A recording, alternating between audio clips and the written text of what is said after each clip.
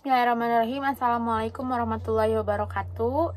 Perkenalkan, nama saya Bella Ismarnita dengan NPM 1006021919016. Di sini saya akan mempresentasikan hasil dari studi kelayakan usaha di PT Unilever Indonesia Tbk.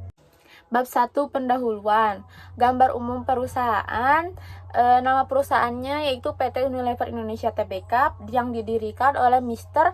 A.H. van Ophuijsen. Tanggal didirikannya yaitu 5 Desember 1993. CEO-nya Ira Noviarty, pemilik Liver Brother, Headquarters Jakarta, organisasi induknya Unilever Indonesia, anak perusahaannya Unilever Bangladesh, Unilever Nepal, Hindustan Unilever, Unilever Australia, Unilever Pakistan, Unilever Filipina, dan Unilever Indonesia. Untuk visinya, menjadi pilihan pertama bagi konsumen, pelanggan, dan komunitas. Untuk misinya, yang pertama, menjadi yang pertama dan terbaik di kelasnya dalam memenuhi kebutuhan dan aspirasi konsumen.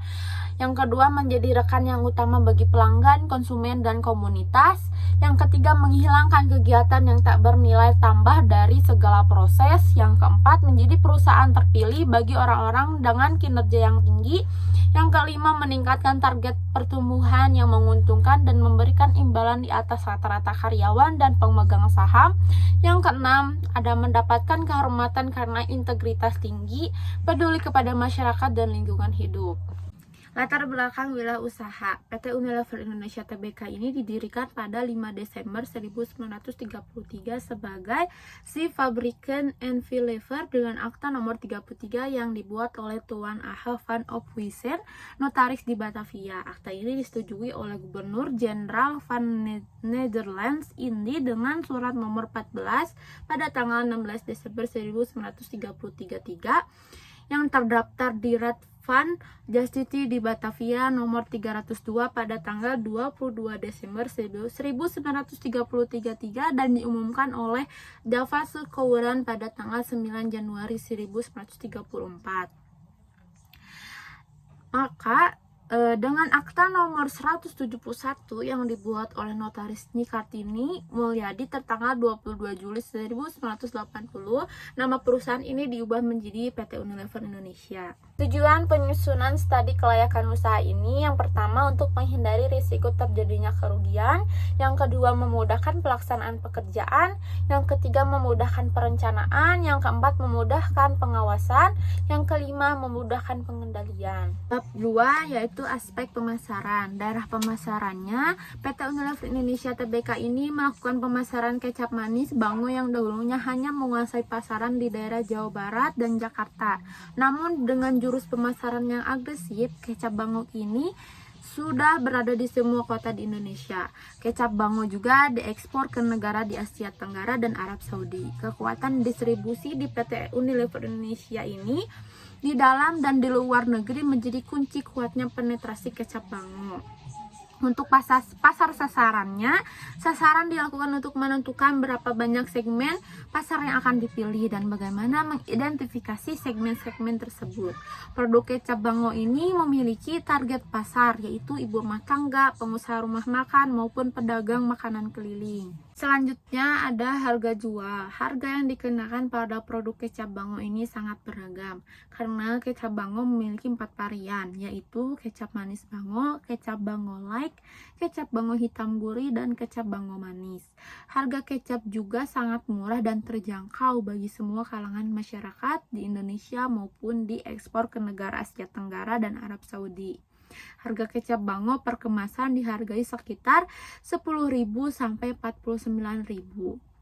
Untuk volume penjualannya dari produk kecap Bango ini mengindikasikan bahwa konsumen kecap lebih banyak memilih kecap Bango dalam melakukan keputusan pembelian dibandingkan dengan produk lainnya. Karena kecap Bango ini memiliki keunikan, yaitu warnanya yang hitam pekat dan berusaha mempertahankan cita rasa yang tinggi dari kacang kedelai yang kita. Selanjutnya ada sistem penjualan dan pembayaran. Untuk sistem penjualannya yaitu mencangkup 3 tahap. Yang pertama, mengambil pesanan pelanggan. Yang kedua, memeriksa dan menyetujui kredit pelanggan. Yang ketiga, memeriksa persediaan. Yang keempat, menjawab permintaan pelanggan. Selanjutnya ada sistem pembayaran. Terdapat 5 aktivitas dasar dalam siklus pengeluaran. Yang pertama, permintaan pembelian barang dagang. Yang kedua, pemesanan barang dagang. Yang ketiga, penerimaan barang dagang. Yang keempat, persetujuan faktur dengan supplier. Yang kelima, pembayaran atas pembelian barang dagang. Lalu ada saluran distribusi. Jaringan distribusi di PT Unilever Indonesia Tbk ini yang luas menjadi kecap Bango makin dikenal di tingkat nasional, seperti diungkapkan oleh Daniel Alisang, Presiden Direktur PT Unilever Indonesia, dalam laporan tahunan PT Unilever Indonesia di tahun 2009 bahwa kecap Bango memberikan kontribusi besar pada divisi makanan. Peningkatan indeks rata-rata mengakibatkan kenaikan penjualan kecap Bango yang mencapai lebih dari 400 miliar per tahunnya. Selanjutnya ada promosi. Strategi promosi PT Unilever Indonesia Tbk ini yang pertama periklanan, yaitu semua bentuk penyajian non-personal dan promosi ide, barang atau jasa yang dibayar oleh suatu sponsor tertentu.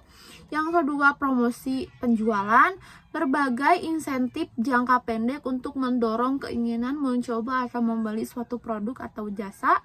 Yang ketiga, hubungan masyarakat dan publisitas, berbagai program untuk mempromosikan dan atau melindungi citra perusahaan atau produk individualnya.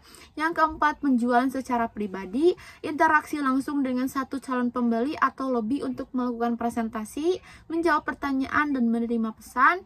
Yang kelima, ada pemasaran langsung, penggunaan surat telepon, faksimili email, dan alat penghubung non-personal lain untuk berkomunikasi secara langsung dengan atau mendapatkan tanggapan langsung dari pelanggan tertentu dan calon pelanggan. Selanjutnya ada analisis pesaing.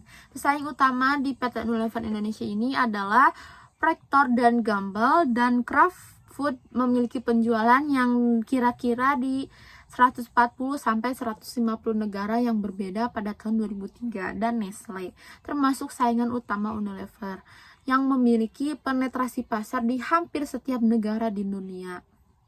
Pesaing-pesaing lainnya yaitu PT Wings, PT Kau, PT Mandom, PT Johnson, yang produknya dihasilkan oleh pesaing. PT Unilever Indonesia ini tidak kalah berkualitas, namun PT Unilever Indonesia ini harus memiliki strategi yang bagus dan jitu agar produknya itu tidak tertinggal. Selanjutnya bab 3 yaitu aspek operasi. Kecap Bango atau Bango adalah merek kecap manis yang diproduksi oleh PT Anugrah Setia Lestari untuk PT Unilever Indonesia Tbk. Kecap Bango ini sering membuat acara festival Jalan Bango untuk memperkenalkan kuliner asli Indonesia. Namun Bango dipilih pendirinya dengan satu visi, yaitu agar produknya dapat terbang tinggi hingga ke mancanegara. Ketika usaha Yunus Kartadinata berkembang, pabrik kecap Bango ini dipindah di Jalan Asem Lama, Tanah Abang, Jakarta Pusat, persis di belakang gedung Badan Pengawas Pemilu. Pabrik ini menempati area seluas 8 hektar di Desa Wantilan, Cipendei, Subang, Jawa Barat. Lokasinya, pabrik kecap Bango menempati area seluas 8 hektar di Desa Wantilan, Cipendei, Subang, Jawa Barat, yang diproduksi oleh PT Anugrah Setia Lestari untuk PT Unilever Indonesia Tbk. Proses produksinya, bahan baku yang digunakan kecap adalah kacang kedelai hitam, gula, kelapa, garam, dan air. Kapasitas produksi, pabrik seluas 63.000 meter persegi itu memiliki kapasitas produksi sebanyak 7 miliar pieces per tahunnya untuk produk bumbu Royco dan kecap Bango. Tak kurang dari 820 miliar diinvestasikan Unilever untuk pabrik barunya. Selanjutnya ada tata letak. Tata letak pabrik merupakan susunan bangunan pabrik yang meliputi mesin-mesin, tempat kerja, karyawan, dan penyimpangan bahan baku serta produk yang dihasilkan. Lokasi suatu pabrik sangat menentukan karena mempengaruhi kelangsungan hidup dan perkembangan pabrik tersebut. Selanjutnya ada teknologi. Kecap adalah salah satu produk penyedap masakan yang sudah sangat populer dan sangat diminati oleh masyarakat Indonesia. semenjak dahulu. Di pasaran terdapat dua jenis kecap berdasarkan cita rasa, yaitu kecap manis dan kecap asin. Saat ini pasar kecap di Indonesia masih didominasi oleh perusahaan-perusahaan besar. Para pelaku usaha industri kecap ini terdiri dari perusahaan besar dan home industry. Heinz ABC dengan produknya kecap ABC PT Unilever dengan nama produknya kecap Bango, Pedesari Sedap Indonesia dengan nama produknya kecap nasional, PT Indofood sukses makmur dengan nama produknya kecap Indofood. Hal ini menunjukkan bahwa pasar kecap masih terbuka lebar dan prospektif bagi para pemain baru, baik industri skala rumah tangga maupun skala menengah. Proses pembuatan kecap relatif sederhana dan tidak membutuhkan teknologi. Bab 4, aspek sumber daya manusia dan yuridis. Dalam suatu perusahaan diperlukan adanya kegiatan-kegiatan manajemen yang baik dan terarah. Dengan adanya penyusunan organisasi tersebut, PT Unilever Indonesia Tbk dalam kegiatannya akan berjalan dengan lancar sebagaimana yang diharapkan oleh sebuah organisasi. Adapun struktur organisasi PT Unilever Indonesia sebagai berikut yang ada di layar. Selanjutnya ada spesifikasi jabatan dan uraian tugas. Unilever mengakui pentingnya tata kelola dan perilaku perseroan yang baik dan bertekad untuk mencapai standar tertinggi di dalam kebijakan-kebijakannya.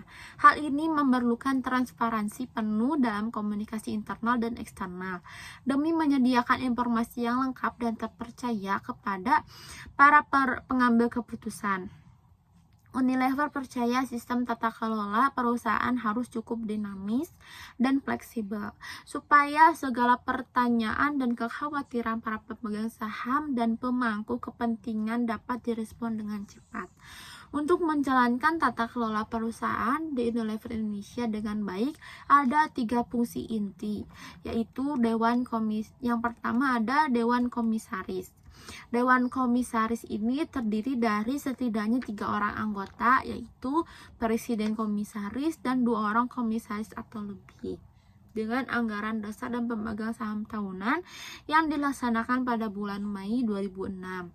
Dewan Komisaris ini terdiri dari 5 anggota, termasuk 4 komisaris independen, dengan persetujuan para pemegang saham dalam rapat umum. Selanjutnya ada direksi. Direksi terdiri dari setidaknya 5 anggota, yaitu seorang presiden direktur dan 4 orang direktur atau lebih.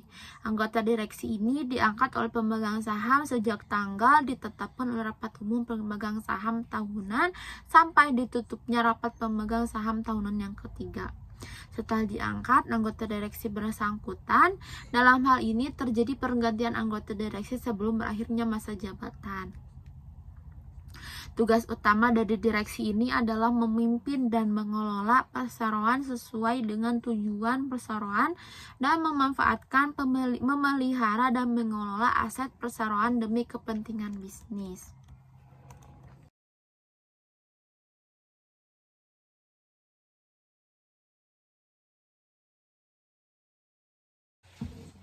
Selanjutnya ada komite audit. Peran komite audit untuk membantu Dewan Komisaris dalam memenuhi tanggung jawab kepengawasan sehubungan dengan integritas laporan keuangan, manajemen risiko dan pengendalian internal, kepatuhan kepada hukum dan peraturan, kinerja, kualifikasi dan independensi akuntan publik, serta kinerja fungsi audit intern. Selanjutnya ada audit internal.